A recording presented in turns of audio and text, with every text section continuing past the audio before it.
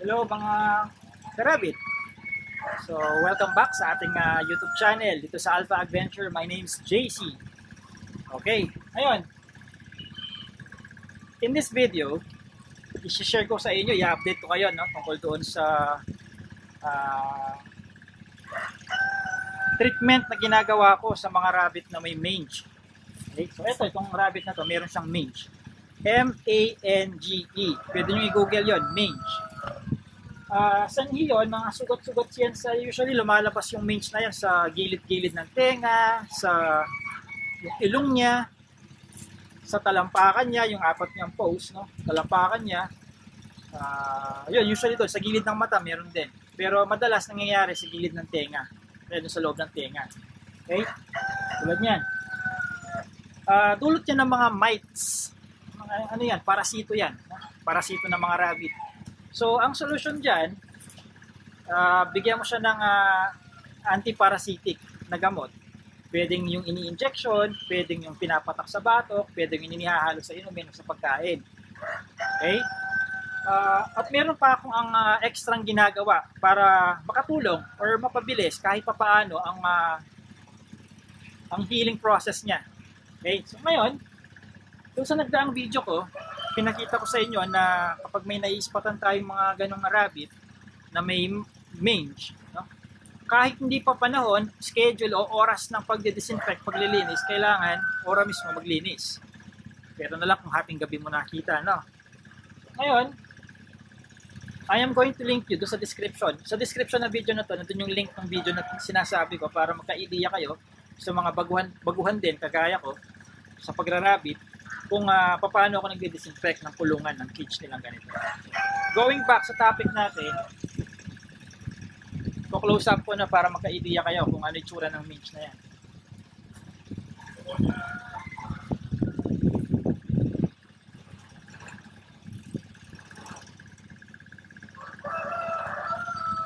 Okay.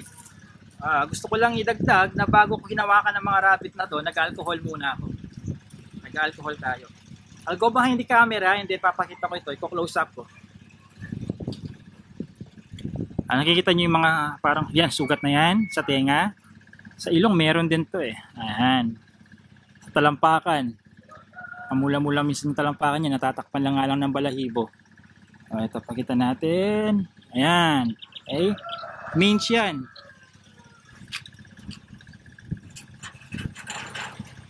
Okay, so nakita nyo na, may idea na kayo ngayon ano yung mange, ano yung tsura niyan. Yun ang ginamot natin. So, paano ko ginamot yun? Yung ivermectin ito. Normally, hindi ako nagpapakita ng sachet, bote o kahon ng mga specific na brands, Because hindi naman sponsored ang mga video natin.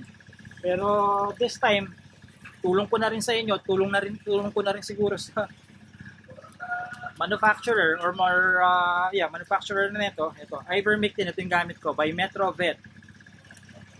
Granulated powder. So paano ko ginagamit to? Yung clay pot niyang ito, clay pot. Nakikita niyo sa video? Ayan, nakikita niyo. Clay pot. Clay pot niyang ito. Pinupuno ko ng tubig, mga 3/4 nito. And then isang pinch o isang kurot nito. Ilalagay ko doon, kukuha ako ng malinis na kutsara o tinidor or stick. Ihahalo ko hanggang sa ma-dissolve totally, matunaw yung granules. Hindi daliri, hindi daliri ang ginaganyan. Okay? Lagi kong ina-emphasize yun. And then, ginagawa ko ito for 3 consecutive days. 3 consecutive days. By the way, itong ivermectin, hindi lang siya anti-parasitic para dun sa mange ng rabbit, pampurga din ito. Based dun sa mga thesis ng mga veterinarians na nabasa ko na, they recommend, most of them, binabanggit doon sa kanilang thesis, conclusion nila, they recommend na gawin daw itong pag-ivermectin na to, pagpupurga, at least every 6 months. So, 2 beses sa isang taon. Okay? Which is fair enough. Kung tayong mga tao, ina-advise tayong show up sa dentist at least twice a year. Ganun din naman sa kanila in terms of pagpupurga. Okay? Itong ivermectin, maliban dun sa dinidissolve siya sa inumin nila, pwede rin ilagay sa pagkain. So isang kurot din, ihahalo dun sa pagkain niya, in this case, 50 grams. 50 grams na Integra 3000 growers ang binibigay ko. No? Pwede rin Chexer kung may available sa inyo. So, either of the two po pwede naman. Or ibang brand, no? Pang rabbit. Ngayon, so kapag ginalo dun sa pagkain niya, isang kurot din yun, isang pinch, 50 grams per day, 3 consecutive days. And then obserbahan after 10 to 15 days kung may nakikitang improvement. Kung meron, okay na yon. Ngayon, kung medyo wala pang improvement, repeat, ulitin after 15 days. After 15 days, walang significant improvement, okay, lumala pa lalo, ulitin, 3 consecutive days ulit. Isang kurot, either sa inumin o doon sa pagkain. Ngayon, clear ko lang kapag naubos yung sa inumin nila, purong tubig na lang. Huwag nang lagyan ng tubig tapos isang kurot ulit ng ivermectin, hindi na gagawin yan. So once a day lang yun gagawin, no? May bad side effect kasi. May side effect kasi yung yung masobrahan sa ivermectin ang rabbit. Baka tamaan ng kanyang kidney. Bes na gumaling, maano pa siya, mas stress lalo, pwede niya ikamatay. Okay? Base saan yon? Nabasa ko ulit sa mga thesis ng mga veterinarians. Nag-research kasi ako yung mga tungkol sa hows, whys, whats, and whens ng paggamit ng ivermectin pagdating sa rabbit. So, kaya backed by science, itong ginagawa ko at mga pinagsasabi ko sa harap ng camera ngayon. Hindi ko lang siya inimbento or hindi lang ako nanood ng YouTube video ng iba na nagkukwento about sa ivermectin. Ni-research ko talaga sila at ang pinagbabasihan ko palagi ay mga thesis ng mga veterinarians. So, yun. You might want to ask, bakit hindi ko nilalagay ang pagkain dito? Bakit sa clay pot? Okay? Bakit hindi dito? Bakit hindi ko na lang nilagay doon sa galon? Sa waterer nila? No? O sa drinker nila? Ito kasing J-feeder na to,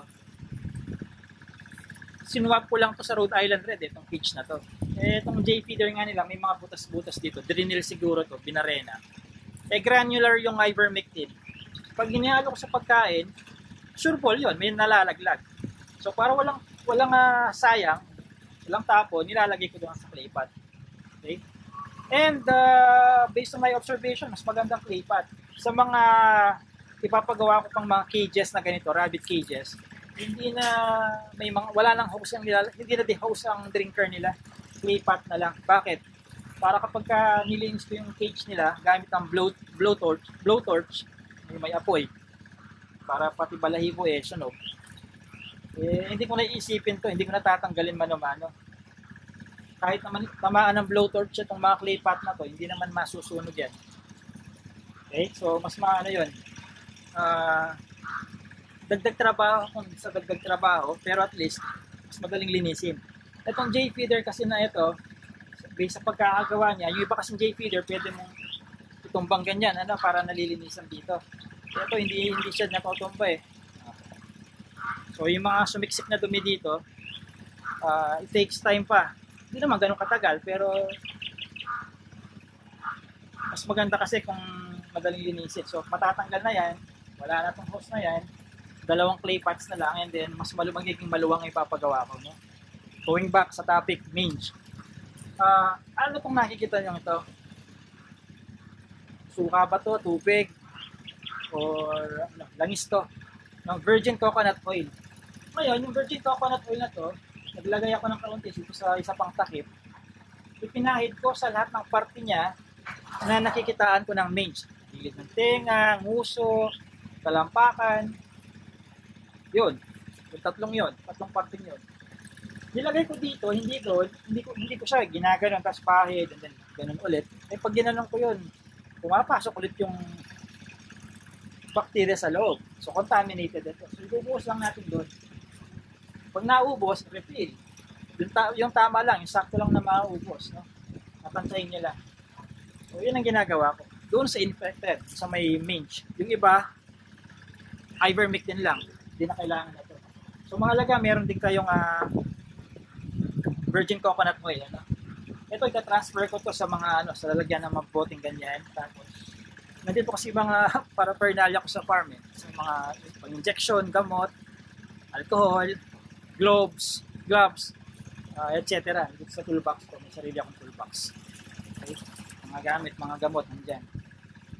So, yun ang ginagawa ko sa rabbit na may mange. Kung may na-miss kayo, rewind nyo lang ang video na to. No? Nalinisan din kanina to. Itong area na to. Nawawalisan yan, nalilinisan, nadidisinfect gamit yung water solution, water-based solution natin na may Clorox sa baba. Okay, pakita ko lang sa inyo.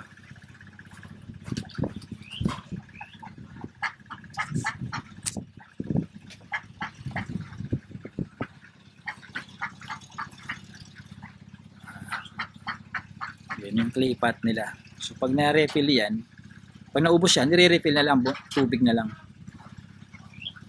Dinidilaan, kinakamot niya yung talampakan niyang may virgin coconut oil. Okay? Ayan. Ano pala to? F3 Cali back. F1 New Zealand. F1 Cali, F1 New Zealand, F1 Cali, ano naman to, Lionhead. Ayan. So meron akong 6 dito na pinapakita sa inyo.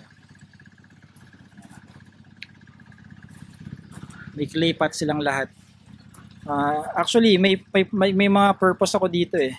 Hindi pa naman final na clay pot talaga gagamitin ko. Inoobserbahan ko pa kung kanina kasi may nakita ako binaliktad niya yung isa eh. Buti walang laman. So, oobserbahan ko muna kung lahat sila ganun ang ugali, binabaliktad ng mga clay pot, nire-wrestling or ano. And gusto ko ring malaman kung gaano karaming tubig ang nauubos ng rabbit sa isang araw. So, pinapa-record ko sa caretaker kung ilang beses kaming refill sa kanilang clay pot na tubig sa isang araw. Gusto kong gusto ko ring malaman gaano karami ang naiinom ng rabbit. Okay, so ngayon, last na lang to, pagka hinawakan nyo yung rabbit na may mange, make sure na mag-alcohol kayo bago nyo hawakan yung iba. Before nyo hawakan, actually lahat naman dito, pagpasok pa lang doon sa gate, bago umakyat doon pagpasok sa gate, foot bath, alcohol. Pag umakyat ka doon sa goat house, chicken house, alcohol ulit. Kahit kaka-alcohol mo lang sa gate. Pagpunta dito, alcohol ulit. After mo silang hawakan, lalo yung may sakit na yan, alcohol ulit. Kaya mayroon akong bitbit na alcohol palagi sa bewang ko. Saka dito sa toolbox ko. Doon sa gate. Doon sa lahat ng area may alcohol. So, ayan. Nagustuhan ko itong clay pot kasi madaling i-brush yan. Tatanggalin mo lang lahat sa umaga, ba-brush. Amazing. Good. Okay, so update ko kayo after 15 to 30 days to show you the progress kung nakita ko bang kailangan ko bang ulitin ito for 3 more days, consecutive days, or significant ang improvement at hindi na kailangan ulitin at uulitin na lang after 6 months. So yan. Kung nagustuhan nyo to, you may share this video sa mga rabbit-related na Facebook groups. Pwede nyo bisitahin ang aming website, www.alphaadventure.com for more tips. Doon lahat ng mga video ko pwede nyo panoorin sa website. Okay? And mag-subscribe na rin kayo sa aming YouTube channel. At i-click ang notification bell kung nasisiyahan kayo sa mga videos na ina-upload ko. This has been JC of Alpha Adventure, your source of science-based, experience-driven, and technology-oriented tips on livestock farming.